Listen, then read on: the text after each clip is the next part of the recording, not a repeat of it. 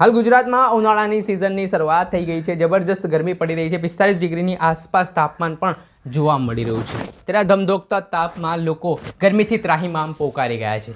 તે વચ્ચે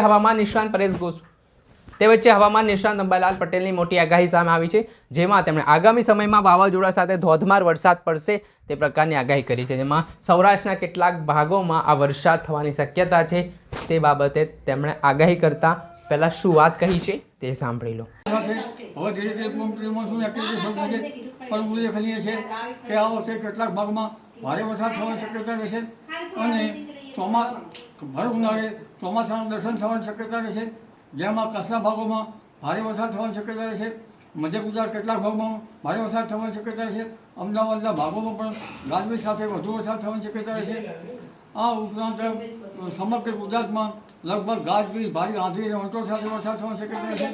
ભારે વંટોળ આંધીના કારણે ડસ્ટ ધૂળકટ વધારે થશે અને જેના લીધે કેટલીક ઘટનાઓ આવી શકે, બાગાયતી પાકોમાં આવી શકે, પરંતુ આ વખતે પ્રી મોન્સૂન એક્ટિવિટી ઘણા ભાગમાં ચોમાસાના દર્શન કરાવશે। જી આપે સાંભળ્યા હતા હવામાન નિષ્ણાત અંબાલાલ પટેલ।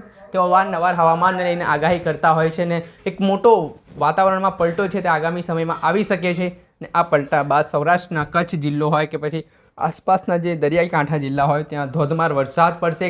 સિસ્ટમ પણ સક્રિય થશે વાવાઝોડા સાથે।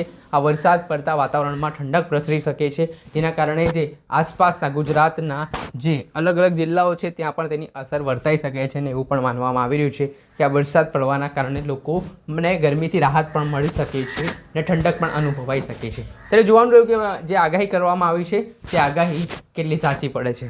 દર્શક મિત્રો, એન કવરેજ ન્યૂઝને આપ લાઈક કરી લો, સબસ્ક્રાઇબ કરી લો અને શેર કરવાનું ભૂલતા નહીં।